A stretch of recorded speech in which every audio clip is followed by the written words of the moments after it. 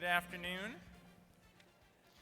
It's good to be here with all of you. Let me first extend greetings on behalf of Secretary Duncan and thank you for the leadership that LULAC continues to provide on a wide range of issues connected to education and the future of our young people.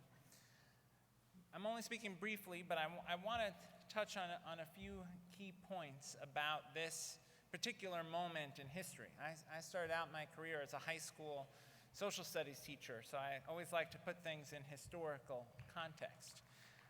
One piece of historical context about this gathering today and this opportunity to talk with you is that this year we celebrate the 25th anniversary of the White House Initiative on Educational Excellence for Hispanics. That's an important moment because we celebrate in this 25th year a lot of good work that's happened in communities all across the country to ensure that we improve educational outcomes for our Latino young people, and also that we celebrate the excellence that is happening in schools and communities all across the country. As a result of the work that you are doing, along with countless educators across the country, we can look back on 25 years of tremendous progress. Just recently, the president announced the highest graduation rate the country has ever had at 81%, and some of the largest gains in graduation rates were experienced for Latino students. And in fact, for the first time, we actually see the beginning of a closing of the achievement gap in graduation rates. That's a very promising sign. Over the last 6.5 years, the president has made it a priority to expand access to higher education. We are seeing ever-increasing numbers of Latino students each year going on to college and succeeding in college. So we have many things to celebrate. We see lower dropout rates, we see improved academic achievement, and yet we know, despite 25 years of progress, we have much left to achieve. We still have an achievement gap that faces our students in high school graduation rates. We still have an achievement gap that faces our students in academic outcomes. We still know that there are too many communities where our students of color do not get the same access to advanced coursework. We know that there are many students, Latino students, African American students around the country who attend high schools where you can't even take Algebra 2 or chemistry.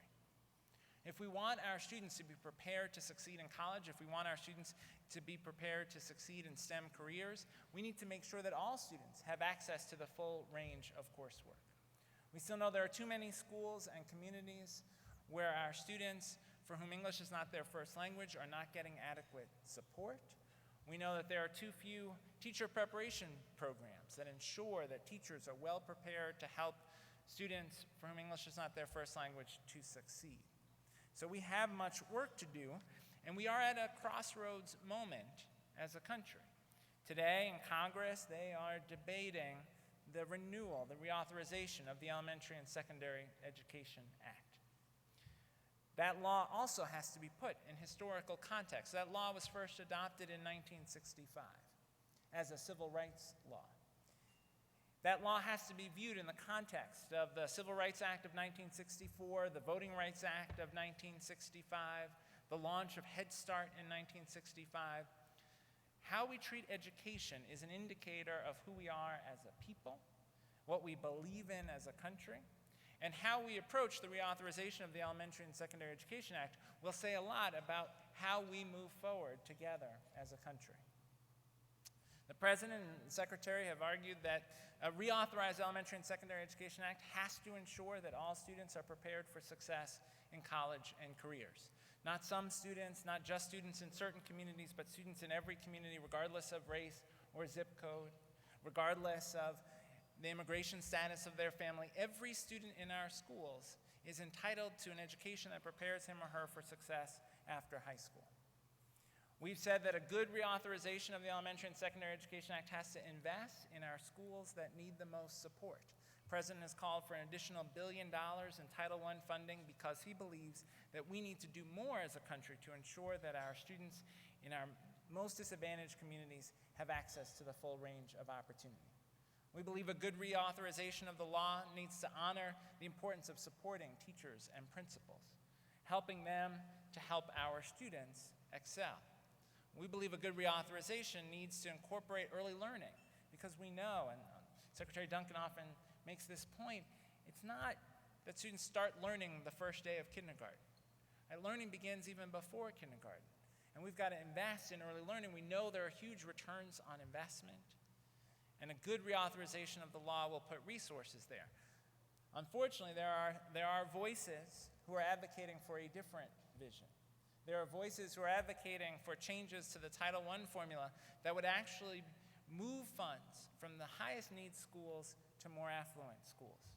Robin Hood in reverse. There are those who say we should retreat from the civil rights legacy of the Elementary and Secondary Education Act. There are those who say just leave it to the states. I'm sure they'll take care of it.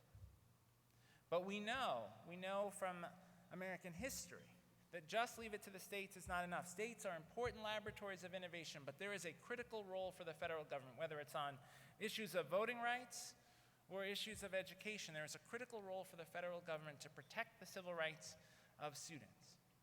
We must have a reauthorization of the law that ensures that states and districts are focused on the performance of all of their students, that we are working to close achievement gaps facing our African American students, our Latino students, our English language learners, our students with disabilities, our students in poverty.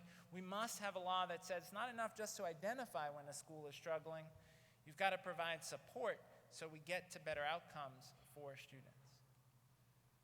A good version of this law will ensure that the department has the ability to continue to protect student civil rights. One example, I was talking with our Assistant Secretary for Civil Rights about a district in the Midwest where there was a question about why there were so few Latino students in particular in STEM courses, in advanced science and math courses.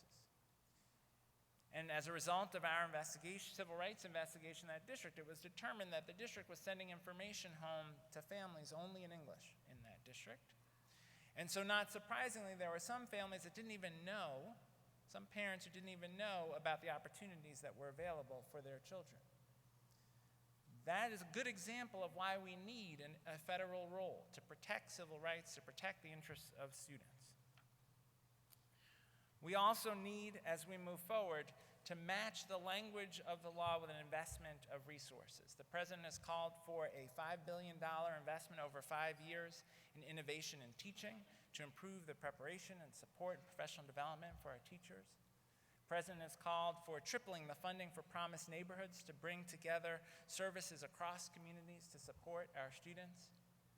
And so we will work over the next few weeks not just to talk about what the law needs to say, but what investments we need to make as a country to ensure that the promise of that law is delivered for all of our students in all of our communities.